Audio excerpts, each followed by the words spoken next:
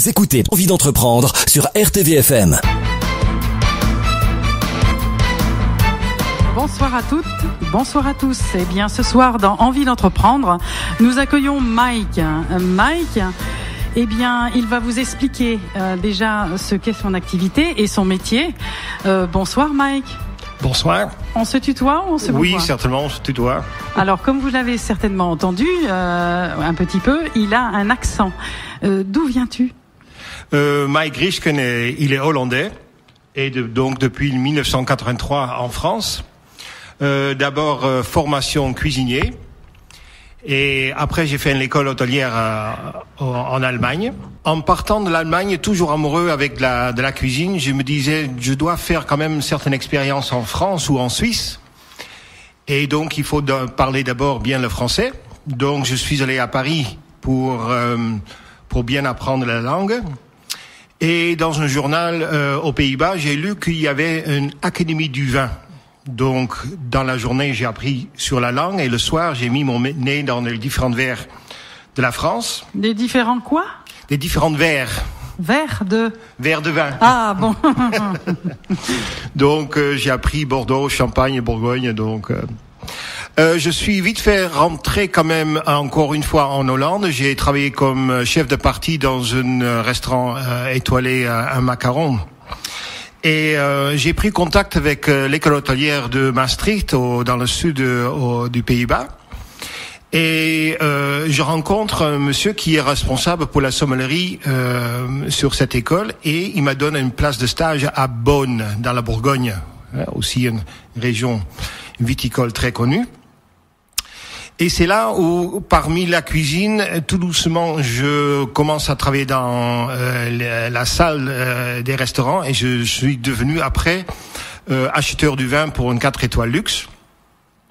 Et j'ai pris des clients de l'hôtel tout doucement dans les vignobles de la Bourgogne, et il faut prévoir, c'était une époque début des années 80, donc pas encore trop de gens parlaient vraiment bien l'anglais, donc j'étais souvent donc traducteur entre mes clients et le vigneron. Ça m'a tellement plu que j'ai voulu obtenir un travail donc en France, et j'ai écrit des lettres partout en France, en Bordeaux, en Alsace, et j'ai un coup de chance, il y a une grande maison viticole qui me prend, et je dois travailler donc à Châteauneuf-du-Pape. Donc je suis arrivé ici. En tant que quoi? J'étais responsable relations publiques pour un grand domaine viticole à Châteauneuf-du-Pape. Et donc à partir des années 90 jusqu'à 2003, j'ai travaillé là-bas, j'ai rencontré beaucoup de gens. J'ai voyagé pour cette famille en Europe, mais aussi aux États-Unis. Donc, j'étais constamment en contact avec surtout quand même un public anglophone, des Anglais, des Américains. J'ai arrêté mon travail en 2003, et j'ai voulu quand même faire ce travail que je fais aujourd'hui, que je veux dire rendre le vin le plus compréhensible possible. C'est-à-dire, explique-nous. Tu crois que beaucoup de gens ne comprennent pas le vin? Il faut bien savoir que les gens qui viennent des États-Unis ont complètement notre discussion, notre parcours, notre connaissance des vins souvent, parce que eux ils parlent par exemple sur des différentes cépages, qu'ici dans notre région il faut expliquer, il y a différents terroirs et on mélange tout.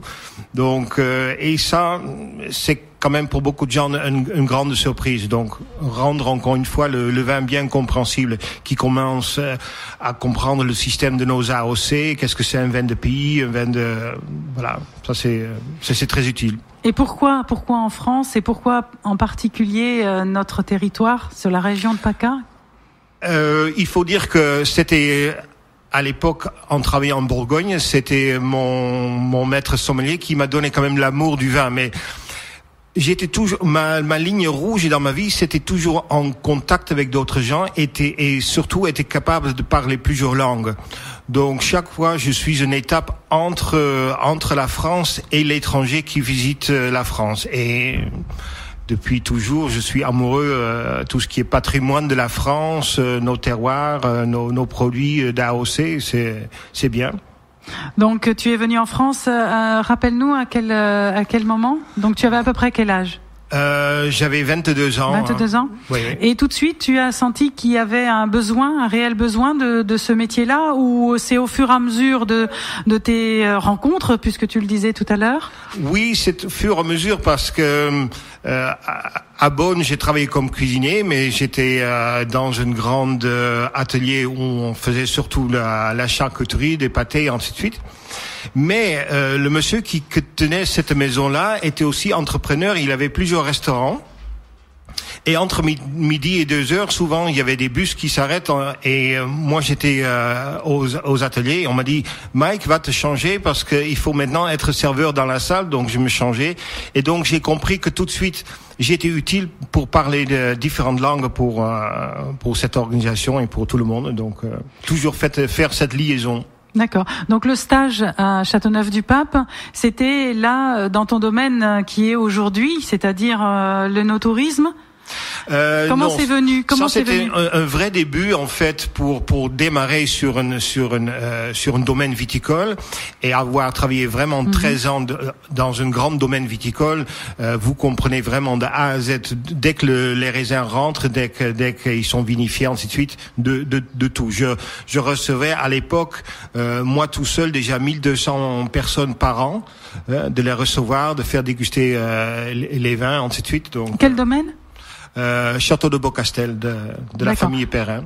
D'accord. Donc pendant ces périodes-là, ça vous a, ça a pris déjà du temps à ce que vous appreniez la naissance du raisin à la finition, c'est-à-dire le vin, mais aussi également les contacts, parce que vous étiez en perpétuelle relation avec des Anglais, peut-être d'autres. De plus en plus, parce que ça devenait de plus en plus important. Moi, j'ai commencé à Beaucastel à être à côté la mise en bouteille et plier des cartons et mettre des bouteilles là-dedans, mais dès qu'il y avait un Allemand ou un Anglais devant la porte, il faisait appel à Mike en disant, Mike, il y a quelqu'un devant la porte, mais nous, on parle pas cette langue-là. Est-ce que toi, tu peux les expliquer un petit peu sur nos vins? Et petit à petit, ça commence à se former comme ça. Et tu connais combien de langues? On a, pour moi, personnellement, 4, et on a 6 langues à la maison, donc. C'est-à-dire? Encore l'espagnol pour ma femme, et une de mes filles parle l'italien et elle apprend aussi le coréen. D'accord. Et toi, à part hollandais, maternel, donc anglais, français, allemand. D'accord, très bien. Donc vous êtes bien. Alors justement, puisque on parle des langues, j'ai cru qu'on comprenne que toute la famille était impliquée. Pour une partie, ma femme m'aide aussi avec des produits qu'on produise pour Wine Safari, des pubs. Par exemple, elle fait des sacs en tissus provençaux. Et encore, aujourd'hui, on fait un autre projet. Je donne des sacs simples, mais je donne comme pub pour chaque client que j'ai avec moi. Très bien. Donc on revient à ce Châteauneuf-du-Pape. Donc les années d'expérience passent et ensuite vient le moment où vous prenez votre envol, où tu prends ton envol.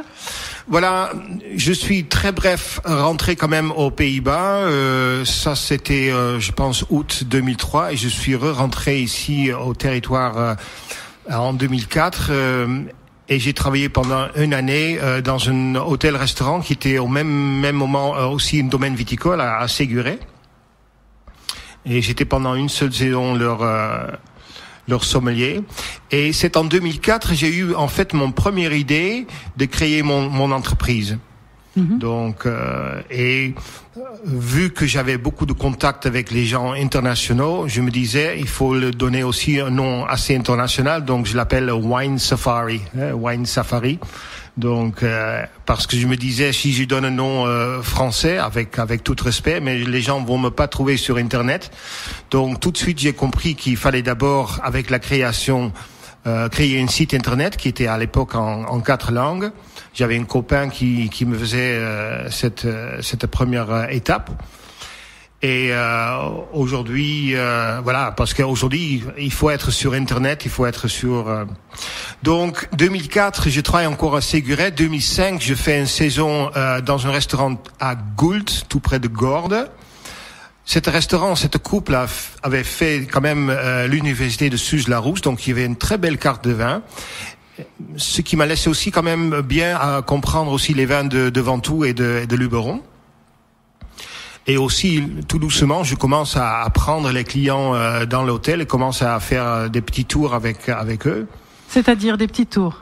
De les amener dans les vignobles et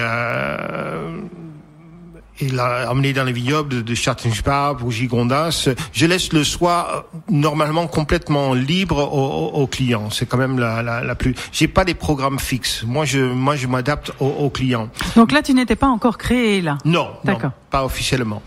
Donc, mais tout doucement. Et c'est quand même l'hiver 2005-2006 où je lance chaque fois des petits messages sur Internet en disant je souhaiterais faire ça et ça.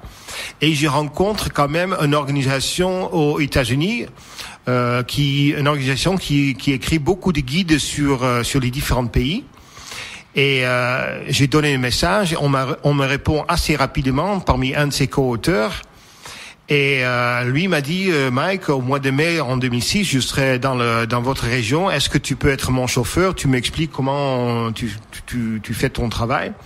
Donc à partir de là, ça c'était en 2006, et il m'a mis dans son guide à partir de 2007. Et à partir de là, je peux vous dire, c'était une fusée, ça a explosé.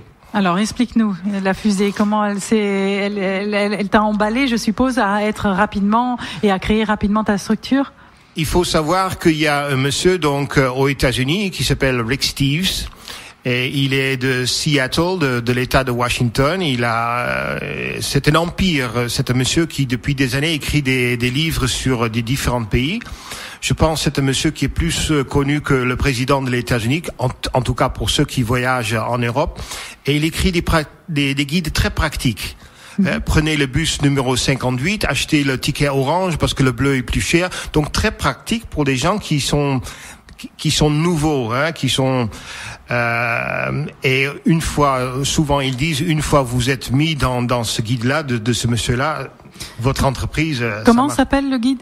Il s'appelle Rick Steves. D'accord. Rick Steves. Et son co-auteur, il s'appelle Steve Smith. C'est lui responsable pour la partie Côte d'Azur et Provence. Mm-hmm. Et c'est lui qui m'a mis dans son guide la première fois en 2007. Et tout de suite, les gens des États-Unis réagissent assez rapidement. Donc. Alors, qu'est-ce qui s'est passé? Donc, aujourd'hui, je compte parmi mon activité, ma clientèle est quasi 80-85% des gens des États-Unis, quelques Canadiens, des Australiens, quelques temps en temps des gens aussi de Hong Kong, de Taïwan. Ça commence à se faire. Rarement encore des Français, ça arrive une fois ou deux fois par an, mais bon, c'est comme ça. Et qu'est-ce qui t'a motivé pour créer ta structure? C'est parce que tu avais testé auparavant ou alors c'est venu comme ça petit à petit sans que tu t'en aperçoives, que c'était une évidence? C'est une évidence. C'est ma passion. Quand même, j'ai eu quand même l'aide parce que, au moment donné, vous cherchez du travail. C'est l'hiver 2005. Donc, je suis quand même passé parmi les bureaux pour les emplois à Carpentras. J'ai parlé avec le RIL. Cet chemin vous mène aussi vers Carpent Sud où vous êtes capable de tester est-ce que vous devenez entrepreneur ou quoi que ce soit. Donc, et déjà à l'époque, après la questionnaire, le directeur, je me rappelle toujours, il me dit Mike, tu seras jamais vrai peut-être entrepreneur, mais c'est ta passion qui te sauve. Tu as envie et donc cette passion va te permettre ce que tu fais aujourd'hui. Je dis ok, c'est vrai et c'est entrepreneur, oui, d'une certaine part, mais c'est surtout ma passion qui me sauve. La motivation. Oui, la motivation tous les jours. Et ensuite, donc comment vous avez créé votre entreprise? Qu'est-ce qui a fait que aujourd'hui l'entreprise elle a quel âge? Officiellement novembre 2006. Au début, j'étais encore micro-entreprise et en 2011, j'ai changé donc en auto-entrepreneur. De payer mes charges trimestrielles, ça me convient le meilleure façon possible pour aujourd'hui. D'accord. Vous avez été accompagné, je suppose? Oui. Grâce à ma femme, Elle avait une copine qui connaissait une boîte de comment ça s'appelle, expert comptable. Ils étaient à Château-Renard, et il faut dire que eux, ils étaient très gentils, parce que vous êtes quand même nouveau ici en France, vous êtes dans la jungle administrative. Et eux, ils ont bien me guidé, remplir les papiers officiels, demander le dossier ACRE et ainsi de suite. Ça, c'était, et je les ai pris aussi pendant un certain temps quand même, étant mon expert comptable. Pourtant, mon propre régime ne demande même pas, mais pour la sécurité. Mais bon, à un certain moment, c'est des charges un petit peu trop lourdes pour moi, donc j'ai arrêté. Et j'avais toujours quand même des amis qui étaient experts comptables, donc je pourrais toujours compter sur eux. Donc. Ensuite, l'expert comptable, c'est bien parce que c'est la partie prévisionnelle, c'est la partie comptabilité et voilà. Bon, effectivement, il m'a calculé certaines choses. Ça sont des choses peut-être minimum où on a peut-être une certaine image, mais quand même. Et après, j'ai pris contact avec une organisation à Avignon, qui sont une organisation aussi qui vous aide étant jeune entrepreneur et qui prend charge de votre comptabilité. Mais finalement, je l'ai pas fait. Je l'ai fait à mes propres forces. J'ai fait un tout petit peu de pub. J'ai commencé à quand même chercher des contacts avec des hôtels, laisser votre pub vers les différents offices de tourisme. Mais quand même, j'ai bien compris, il fallait être dans cette guide qui m'amène le contact direct avec Internet. Ça donne directement ma plus grande clientèle. J'étais aussi mentionné encore une fois dans le guide Michelin pour la Provence. Ça aussi, ça donne. Mais il faut être surtout présent sur Internet. D'accord. Et les réseaux, ça vous parle? À part les réseaux étrangers, mais les réseaux en France, vous avez eu des écoutes par rapport à ça? Vous disiez tout à l'heure, oui, que le club d'entreprise Carpan Sud, c'est nécessaire.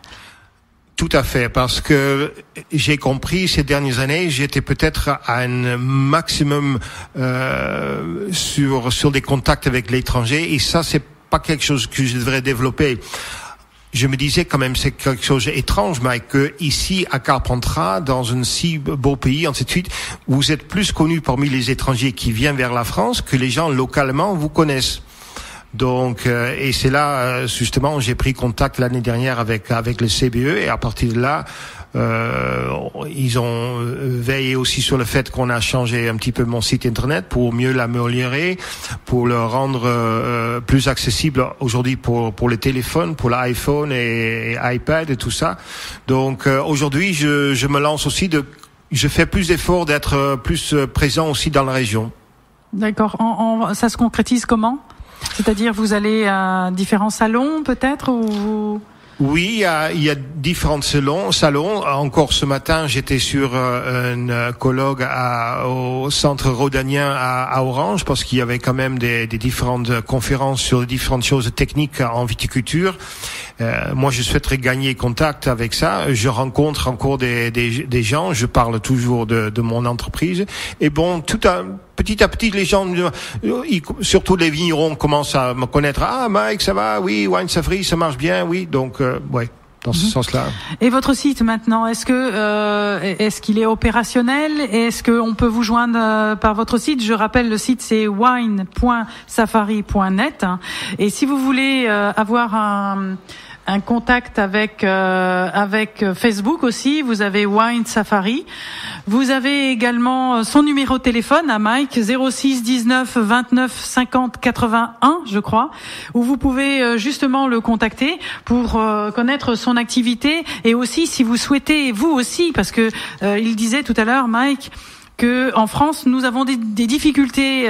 Déjà, on ne doit pas connaître tous les vins, mais il ne fait pas que ça. Je sais qu'il va vous parler tout à l'heure de son activité. Déjà, son métier, c'est guide œnotourisme, mais il ne fait pas que ça. C'est-à-dire qu'il tourne autour et il vend.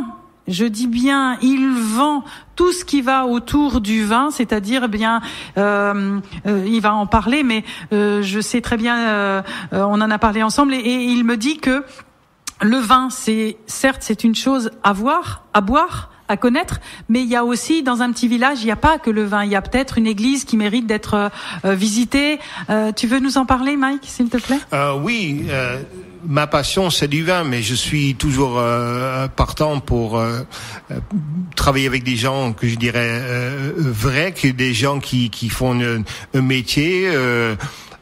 Qui font des produits artisanaux et donc là aussi parce qu'il y a des clients qui me disent cher Mike, aujourd'hui le vin c'est quelque chose, mais on ne veut pas voir uniquement ça, on veut voir aussi le théâtre antique, le pont du Gard, et bon, depuis 30 ans je suis dans la région et donc je connais mon chemin, je connais l'histoire un petit peu de notre région. Ça c'est très passionnant. Alors justement, est-ce que tu t'es mis une carte géographique? Est-ce que tu as des guides particuliers? Est-ce que c'est tout près? Est-ce que c'est fléché? Parle-nous un peu de ton métier, de ce que tu fais, de ce que tu proposes. En principe, c'est un service porte à porte. Donc, les gens me communiquent où ils sont, dans quel hôtel ou camping ou gîte. Je vais les chercher déjà assez tôt. Je visite en principe une région viticole le matin plus une seule domaine viticole. S'ils souhaiteraient continuer, souvent les gens mangent donc entre midi et 2 heures et je le reprends à 2 heures pour en faire encore une autre région viticole et un autre domaine viticole. Et donc tu fais visiter aussi l'entourage du village où se trouve le domaine ou? Si, on visite, c'est inévitable de rendre quand même certains villages à Châteauneuf-du-Pape. Il faut visiter quand même les ruines d'anciens palais du pape à Châteauneuf-du-Pape. Il faut expliquer sur cette colline. Vous pouvez expliquer avec une superbe vue sur les différents effets géologiques qui sont passés. On voit le Rhône.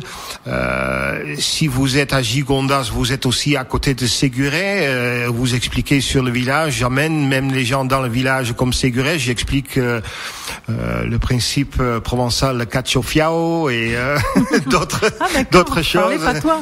Voilà. Bon, donc non, mais c'est toujours un plaisir parce qu'encore une fois, les étrangers, il faut savoir qu'ils ont peut-être prévu leur voyage depuis longtemps. Ils ont lu dans les bouquins et donc ils sont très curieux.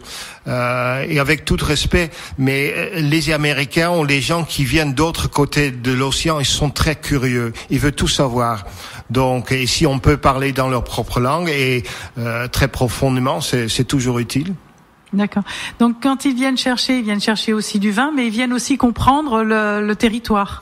Ah oui, sur la route, j'explique sur notre système viticole, ensuite, mais aussi qu'on passe en dessous les platanes. Pourquoi nous avons autant de platanes? Je peux donner un discours sur la lavande, sur les trouvailles de la truffe.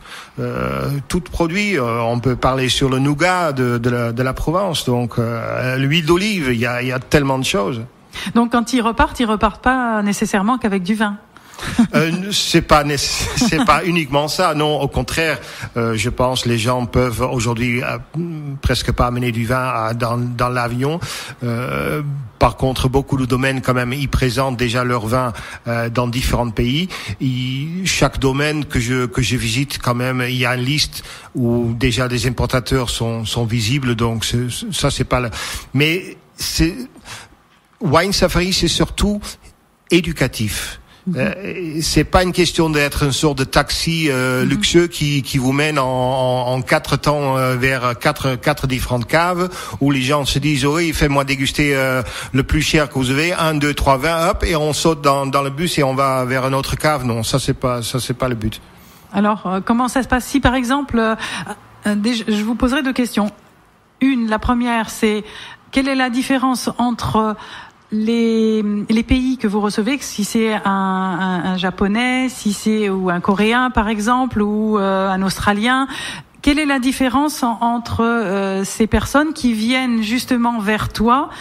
Est-ce qu'ils veulent voir toujours les mêmes choses ou est-ce que tu as des demandes particulières? C'est le client qui finalement demande. Donc, s'il a des demandes spécifiques, j'essaie de créer un programme où quelque chose est possible. Il faut savoir que si vous dormez par exemple à Avignon ou à Orange, j'essaie d'avoir un périmètre de 30-40 minutes maximum pour arriver sur place dans notre région viticole et pour atteindre notre domaine. Parce que si vous y êtes au-delà de rouler pendant 1 heure avant que vous arrivez quelque part, c'est quand même assez fatigant. À moindre que les gens souhaiteraient vraiment visiter. Par exemple, vous avez des gens qui sont à Avignon qui disent on souhaiterait visiter quand même les vignobles dans la vallée du Rhône Nord, dans le septentrional. J'ai dit monsieur, madame, je suis à 6 heures à votre porte. Parce que ça prend au moins 2 heures avant qu'on arrive autour de Tournon ou de Creuse-Hermitage ou même à Vienne. Donc, et souvent ils réfléchissent quand même en disant non, on reste quand même bien ici parce que. D'accord. Je crois que sur votre site vous avez placé un calendrier, un planning justement pour que on voit vos circuits, ce que vous faites, vos déplacements. Surtout, on a mis les différentes cartes pour que les gens se rendent compte quelles sont les distances et ça explique bien les différentes régions viticoles, les différentes appellations parce que ça c'est pour les gens. Parce que je sais pas, beaucoup de touristes peut-être à New York, ils reçoivent une petite carte de la France en disant tiens, Lyon c'est presque à côté de Marseille, mais bon, les gens se trompent souvent. Les grandes distances quand même en France, la France est aussi grande que l'État de Texas aux États-Unis, donc c'est déjà grand. Donc, Et ma deuxième question, c'était pourquoi vous n'avez pas de Français qui font le tour avec vous? Parce que je suis sûre qu'ils ne connaissent pas tous que toutes vos connaissances géographiques et les moindres petits recoins. J'en suis sûre que il y a beaucoup de Français, même qui habitent sur leur propre territoire, ne connaissent pas tout ça. C'est vrai. Récemment, j'ai eu une jeune couple. La dame était responsable pour justement un grand supermarché ici à Avignon, responsable des achats agroalimentaires. Et elle m'a dit, mais Mike, on habite à Avignon, mais on n'a pas connu encore même Châteauneuf-du-Pape et ni Gigondas. Et vous parlez avec un tel enthousiasme là-dessus. On n'a jamais connu qu'il y avait autant de vin, donc. Pourquoi? Oui, je ne sais pas. Est-ce que je suis moins visible? Pourtant, j'ai créé mon site internet déjà en 4 langues, déjà depuis 2004, donc plus que 10 ans. Mais peut-être les Français ont aussi peut-être leur propre préférence. D'abord, il n'y a pas une barrière de langue. Vous pouvez rentrer quand même facilement dans un domaine viticole. Ici, les gens ont leur propre train-train. Ils connaissent les adresses qui sont connues et peut-être ils vont pas sortir facilement hors de là. Par rapport le touriste, il essaye tout ou il voudrait essayer tout. Donc c'est notre optique.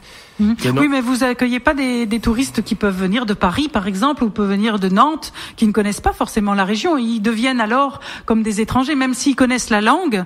Ils peuvent très bien s'appuyer sur vos compétences, sur vos connaissances et vous suivre. Qu'est-ce qui fait que ça ne marche pas? Est-ce que justement les offices du tourisme, vous travaillez avec eux? Est-ce que vous auriez... Depuis longtemps, je passe à côté des offices de tourisme, je laisse toujours mes cartes de visite, ainsi de suite. Mais bon, il faut dire qu'il y a peu de réponses et pourtant ils savent bien que je suis dans la région. Ça commence à changer un tout petit peu. Récemment, j'ai travaillé avec une agence de voyage qui était dans la Loire. Et qui m'envoie des clients, mais c'est encore très fragile, c'est encore très peu. Donc vous êtes, si je comprends bien, ambassadeur de la vallée du Rhône. Oui, ça te fait rire? Oui, je souhaiterais quand même dire ça, et même j'ai inventé un petit peu le mot parce que souvent, quand j'ai travaillé aussi à Châteauneuf-du-Pape ou même aujourd'hui, je dis une fois quitté avec Mike, maintenant c'est vous, hein, cher client, vous êtes mon ambassadeur pour proclamer ce qu'on fait donc dans la vallée du Rhône. Et donc oui, mais je voudrais effectivement travailler de plus en plus pour ceux qui sont ici dans notre région, il faut bien savoir que aujourd'hui Mike, il parle plusieurs langues. Moi, je dis aux gens ici localement, prenez Mike quand même comme une plume. Prenez votre plume, vous êtes capable d'écrire avec, parce que je peux présenter votre région, je peux provoquer, pas que je suis financièrement, non, je suis pas un vendeur, mais je peux enthousiasmer les gens tellement que ça donne un coup de pouce sur le marché d'export, ou justement où vous avez perdu le marché d'export, vous pouvez récupérer quelque chose, oui. Très bien, merci Mike. On va se retrouver tout à l'heure. Je vous rappelle votre numéro de téléphone si des personnes souhaitent avoir des informations. 06 19 29 50 81 ou sur le site wayne.safari.net. Et on se retrouve dans quelques minutes après une pause musicale. À tout de suite. RTVFM. RTVFM. L'agenda, les infos, les bons plans. RTVFM. 100% tube. 19h. Vous écoutez Envie d'entreprendre sur RTVFM. Rebonsoir à toutes et à tous. Nous recevons ce soir Mike qui fait des excursions, des séjours œnotourisme en Provence. C'est un personnage atypique parce qu'il n'est pas du tout français, mais il fait de la promotion pour notre belle région. Vous pouvez le retrouver sur le site internet, sur wine.safari.net. Un numéro de téléphone 06 19 29, et je dis bien 29 50 81 parce que sur le site il y a une petite erreur, c'est 26, mais on va le corriger très vite demain. Par contre, voilà, son métier c'est guide œnotourisme, mais il ne fait pas que ça, c'est-à-dire il fait découvrir notre patrimoine, notre territoire local. Et justement, je voulais parler et demander à Mike, est-ce que tes séjours ou tes excursions se passent autrement, c'est-à-dire est-ce que tu as d'autres méthodes ou est-ce que c'est simplement tu dois aller les chercher à l'aéroport ou à la gare, ou est-ce que tu peux vendre tes produits ou les produits de notre territoire autrement? Bon, c'est surtout Wine Safari va très profondément éducativement, donc parce que pour vendre quelque chose, il faut d'abord comprendre. Et avec les gens, le vin est quelque chose de très complexe. Et je pense qu'il faut d'abord expliquer sur l'histoire, sur nos sols, les différents sols dans les différents cépages. Il faut expliquer sur la vinification. Donc ça, c'est une grande partie. Après, j'amène des gens donc dans un domaine viticole et on visite la cave dans sa totalité. On donc une grande explication sur les différentes manières de vinification et ils reçoivent aussi donc une dégustation. Donc et aujourd'hui quand même Mike il a conçu quand même des contacts avec certains vignerons tellement bien que les gens me laissent carrément dans la cave, me laissent les clés en disant Mike tu fais ton tour et tu mets quand même l'argent dans la caisse et voilà. D'accord. Mais par contre tu as signé des conventions avec certains domaines ou tu les as tous ou tu fais comment ça se passe? Comment tu as fait ton programme et tes plannings? C'est la vie, c'est en travaillant avec des gens, j'ai filtré des gens qui laissent cette liberté. Ils ont compris ce que Mike était capable de faire pour eux. Et moi, je me contente d'avoir les vignerons comme plateforme d'éducation. Parce qu'ils quand même, ils me laissent la place, ils me laissent toute confiance. Donc, c'est un petit peu un va-et-vient entre moi et les vignerons. D'accord. Et comment tu vas faire alors pour attirer les Français pour que, je sais pas, quelqu'un du Nord, quelqu'un de Paris qui ne connaît pas notre région, qui ont envie aussi de goûter du vin, comment tu vas t'y prendre et qu'est-ce que tu comptes faire pour que nous aussi on puisse profiter de toute ton expérience et tes connaissances? De plus en plus, je prends contact avec les agences de voyage et des offices de tourisme. Bientôt, je pense à Carpentras, le 14 avril, il y a une manifestation à la mairie de Carpentras, justement sur le œnotourisme et justement sur le territoire de Ventoux. J'ai dit, je donne aussi acte de présence là-bas, donc encore mais je cible souvent quand même je pense mes endroits et les choses qui me semblent vraiment utiles. Je ne suis pas sur chaque manifestation, sur chaque grand dîner d'un restaurant ou quoi que ce soit. Il faut que ça me rende vraiment utile. D'accord. Est-ce que tu peux les accompagner aussi de dire, là, dans cet endroit, il y a un hôtel où j'ai l'habitude de fonctionner, un restaurant? Mike n'est pas uniquement pour se déplacer. Mike, éventuellement, je comprends que, par exemple, un grand groupe fait un congrès ou une petite réunion ici dans un hôtel. Le soir, vous êtes quand même un petit peu fatigué, vers 5-6 heures, et en disant, est-ce qu'on peut voir quelqu'un qui nous explique sur les veines de la vallée du Rhône? Moi, je peux venir à votre hôtel, à votre gîte, à votre camping. Moi, j'amène des vins. Il me faut presque des verres et des crachoirs. J'ai une présentation PowerPoint, donc je peux faire aussi les choses sur place. Ou parce que moi je transporte que des petits groupes, mais mettons vous êtes vraiment un grand groupe, vous avez votre grand bus et vous dites, cher Mike, à tel et tel moment ou à telle et telle place, on se donne rendez-vous, vous sautez avec nous dans le bus et moi je suis votre guide dans votre bus. Ça aussi c'est une possibilité. Donc on peut dire que tu es un guide œnotourisme personnalisé. Complètement. Très bien. Je rappelle aussi que on peut te trouver dans les salons. Tu en parlais tout à l'heure. Donc tu as le salon du printemps le 12 et 13 avril à Châteauneuf-du-Pape. Tu peux en dire quelques mots? Qu'est-ce qu'il va y avoir dans ce salon? Depuis 3 ou 4 ans, c'est une très bonne initiative parmi tous les vignerons de Châteauneuf-du-Pape. Et au printemps, ils organisent que tous les vignerons se retrouvent donc dans la salle du Faïs à Château-du-Pape. Et moi aussi, je donne toujours acte de présence parce que je souhaiterais quand même connaître encore d'autres vignobles qui souhaiteraient travailler avec Mike. C'est dès que je déguste évidemment, mais je parle aussi avec beaucoup de gens pour garder des contacts. Et tu tournes avec combien de domaines aujourd'hui? Ça dépend, mais bon, chaque appellation, j'essaye d'avoir 2 ou 3 différents domaines. Parce que si une seule domaine un jour n'est pas disponible, au moins on peut changer vers quelqu'un d'autre. Il y a aussi le 9 avril, il y a un salon de no-tourisme à Pont-du-Gard. Tu veux en dire quelques mots? Tu seras aussi effectivement à ce rendez-vous? C'est organisé parmi Interrhône et Interrhône, ce jour-là, va introduire à peu près une 40aine de domaines de Vaucluse et du Gard, réunissant ensemble en donnant les gens l'info. Ça sont des nouvelles domaines qui sont rentrés dans notre circuit de no-tourisme et certainement nous, étant guides de no-tourisme, nous serons aussi présents pour connaître ces domaines. Très bien. Maintenant, on va revenir au chef d'entreprise. Je suppose que ça te prend tout ton temps. Comment tu organises ton temps personnel avec le temps de guider toutes ces personnes? Oui. Comment ça se passe? Parce que tu sais faire la différence, parce que j'ai l'impression que tu es tout le temps sur les routes ou que tu es tout le temps en train de traduire, de présenter notre territoire.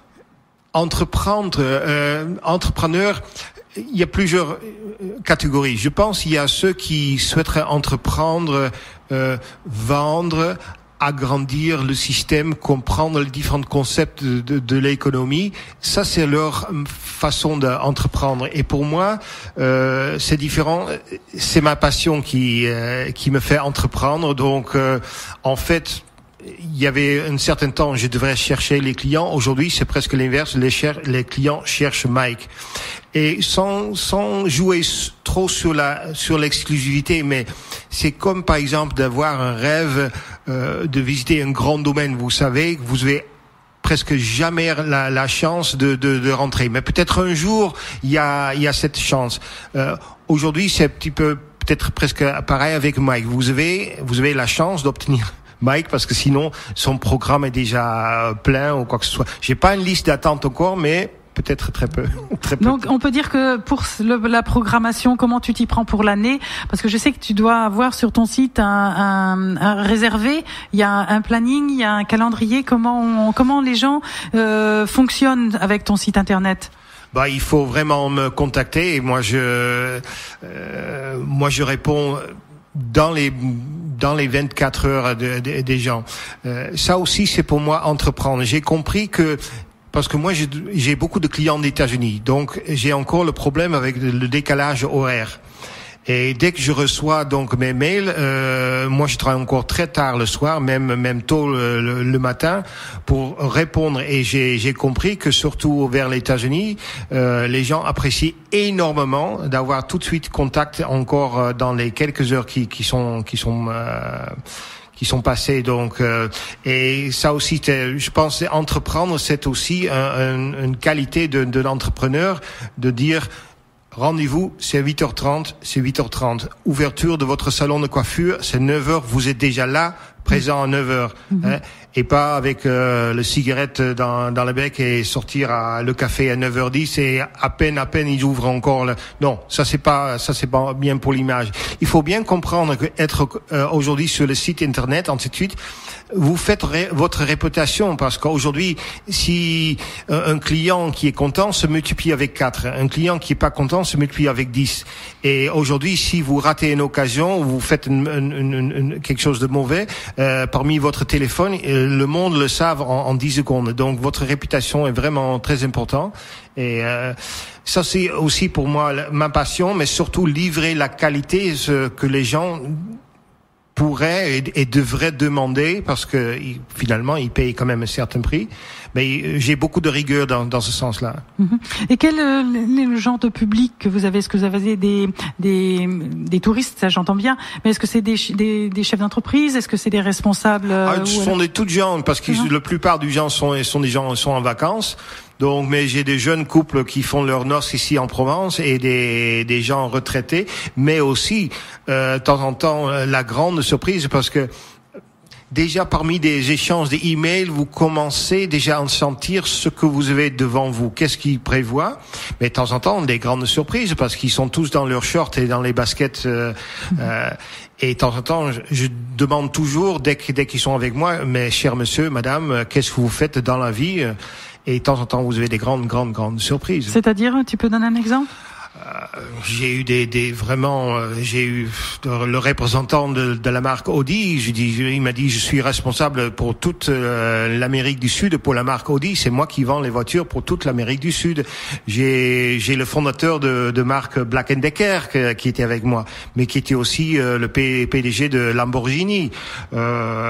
J'ai rencontré des gens qui étaient très haut placés, par exemple à Microsoft et à Google, qui m'ont dit, en fait, Mike, dites aux gens pas que je suis venu avec vous aujourd'hui. Je veux pas, les gens savent que je suis ici. Donc, une certaine discrétion, de temps en temps, est demandée.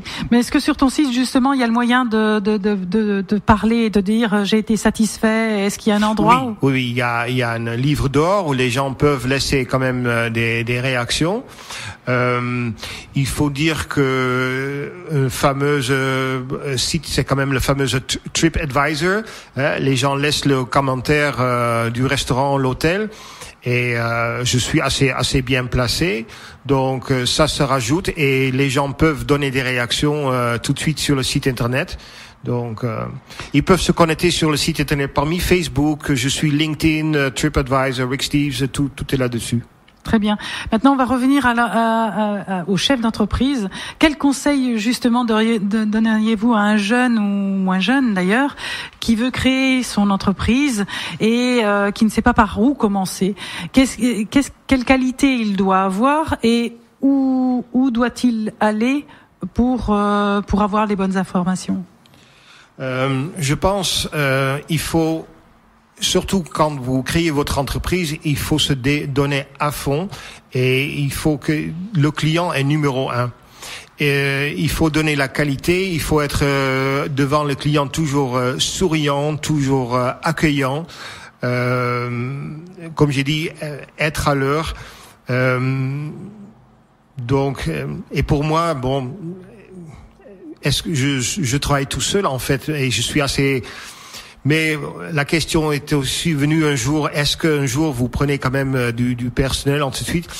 Je suis très exigeant, parce que dans ce métier-là, il faut déjà parler plusieurs langues, et si j'aurais du personnel, je demande vraiment quasi la perfection. parce que je peux pas me contenter avec des gens qui se connaissent pas en langue, parce que c'est pas une question de uniquement connaître les langues, mais quand vous rencontrez beaucoup d'Américains ou aussi des Canadiens, il faut connaître un petit peu ce qui se passe dans leur pays, qu'est-ce qui est actuel dans leur pays, leur type de humour, les blagues américaines sont différentes que ceux qu'on fait en Allemagne, et ainsi de suite. Donc il faut avoir une touche, il faut avoir un feeling avec les gens. Mais ça se fait au fur et à mesure. Depuis 25 ans, je fais ce métier toujours. C'est un petit peu le théâtre pour moi. Moi, je vois des gens à 30 mètres. Je peux vous dire déjà parmi leurs vêtements, leur comportement, quelle nationalité ils sont presque. D'accord. Et votre entreprise justement, comment vous la voyez évoluer? Comment tu la vois évoluer? Quel est le futur de Wine Safari? Wine Safari va être toujours présent pour expliquer les vignobles de la vallée du Rhône. Je couvre quand même toute la vallée du Rhône, entre Lyon et Avignon. Mais je souhaite me présenter de plus en plus aussi comme on a évoqué tout à l'heure, comme ambassadeur de la vallée du Rhône. Donc, donnant presque plus aussi des discours devant des très grands groupes et même des congrès si c'est nécessaire. J'ai pris contact tout à l'heure avec une chaîne qui s'appelle le Marriott, les Marriott Hotels. Et donc, on a un projet que, éventuellement, Mike, va visiter aux États-Unis une vingtaine de hôtels de Marriott pour entraîner le personnel sur les vins de la vallée du Rhône, parce qu'ils n'ont pas de connaissances. Donc, on va entraîner le personnel en Chicago. Après-demain, vous êtes à Los Angeles, parlez avec eux. Demain, de retour à New York.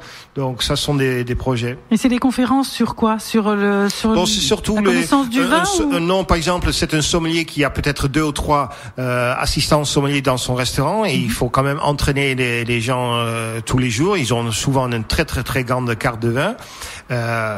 Moi, je serai représentatif pour la vallée du Rhône.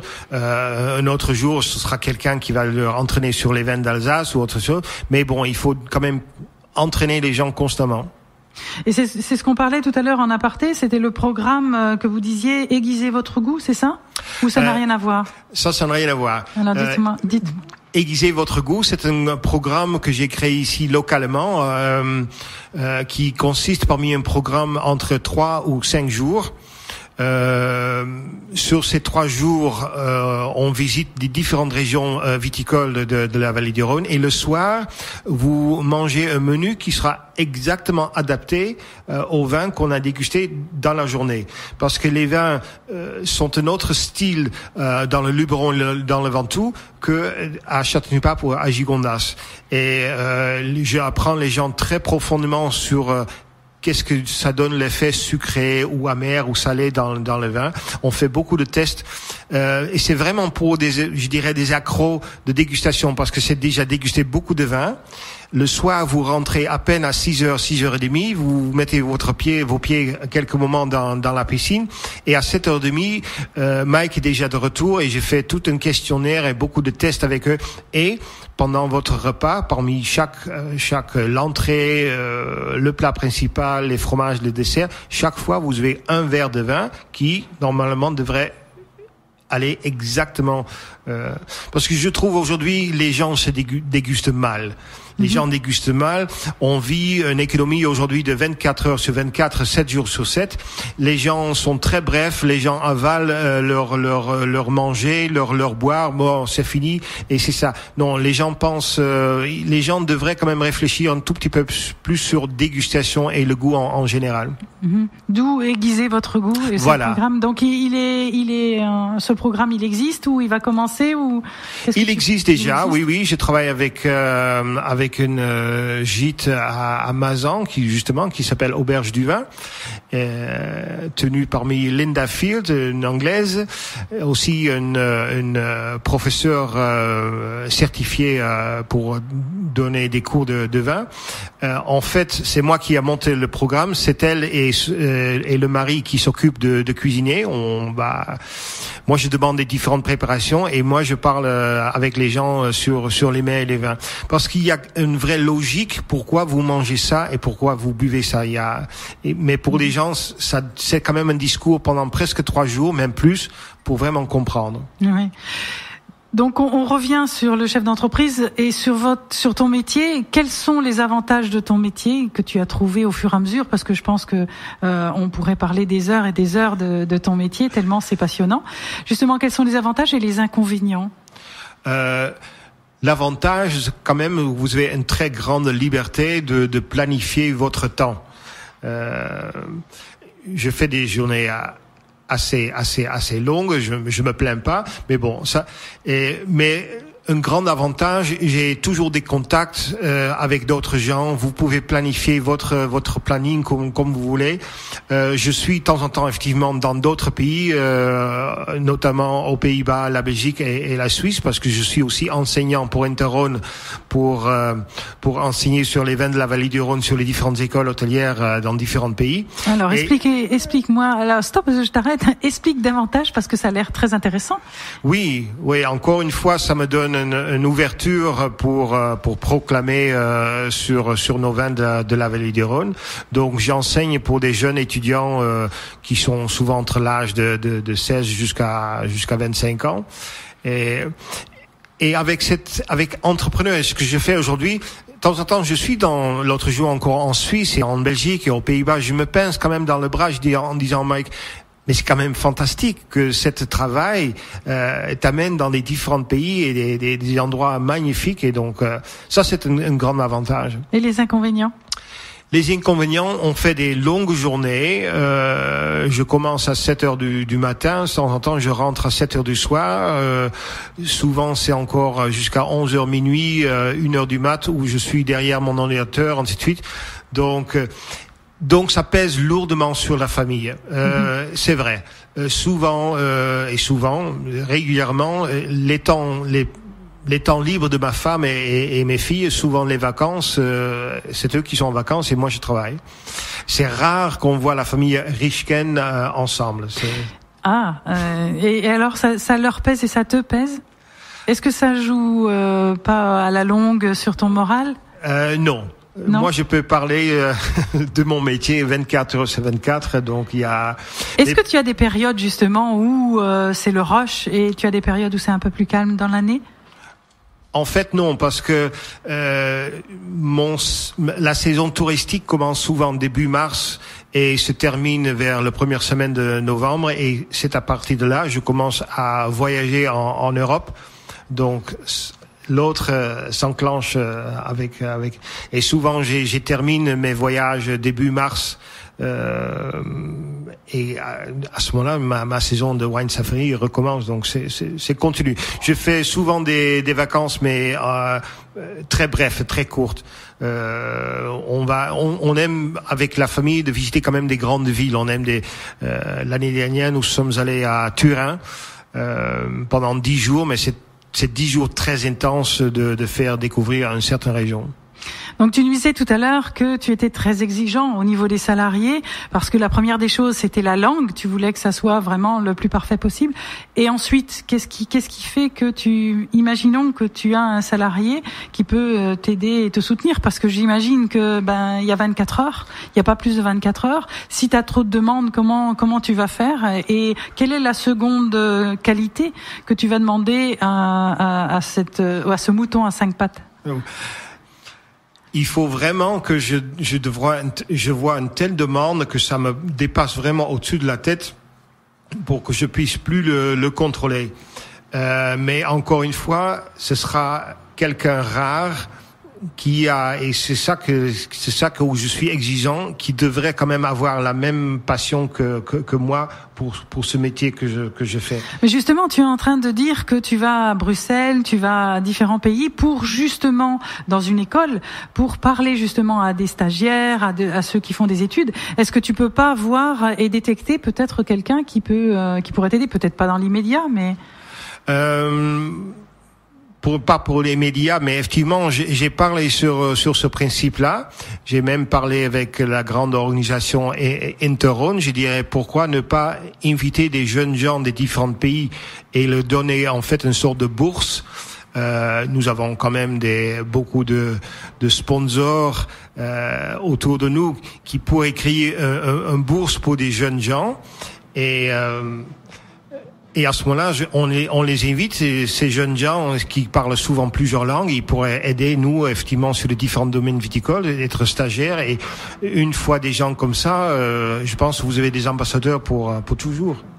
Est-ce que Mike a encore un rêve qui n'est pas qui constitue sa future entreprise, ou pour l'élever ou pour la développer? Est-ce que tu as encore un rêve? Oui, le rêve, c'est d'être ambassadeur de la vallée du Rhône et de voler constamment sur cette planète et de provoquer et de promouvoir notre superbe région Rhône et viticole en général de la France. Mais moi, ce qui m'étonne, c'est parce que justement, tu es quelqu'un d'étranger de tout ça. Et on a l'impression, quand on regarde, tu es d'une générosité par rapport à notre territoire. Tu le connais mieux que nous-mêmes. Et quelque part, comment tu le vis? Parce que tu n'es pas d'ici. Comment tu le vis? Comment est-ce que tu te sens intégré? Est-ce que tu... Je pense c'est la viticulture, c'est respect pour notre terroir et effectivement, je suis passionné c'est la ligne rouge de faire toujours contact entre les étrangers et ceux qui habitent ici, et ça 24 heures sur 24. En tout cas, merci Mike pour ta générosité. J'ai été ravie de t'interviewer ce soir, et je pense que beaucoup d'entre nous ont appris par rapport à ton métier qui est guide œnotourisme. On peut te retrouver sur le site wine.safari.net, ton numéro de téléphone 06 19 29 50 81 si vous désirez connaître les endroits atypiques, les goûts du vin, manger autour du vin, etc., etc. Donc je vous dis bonsoir à tous, à toutes. Bonsoir Mike, merci encore d'être venu. Et je voudrais juste dire que la semaine du 16 avril, nous recevrons Xavier Lemort, qui est le dirigeant de la centrale. La centrale, c'est des salles de gym. Donc je vous dis à bientôt au 16. Merci Mike. Merci beaucoup. À bientôt. À bientôt.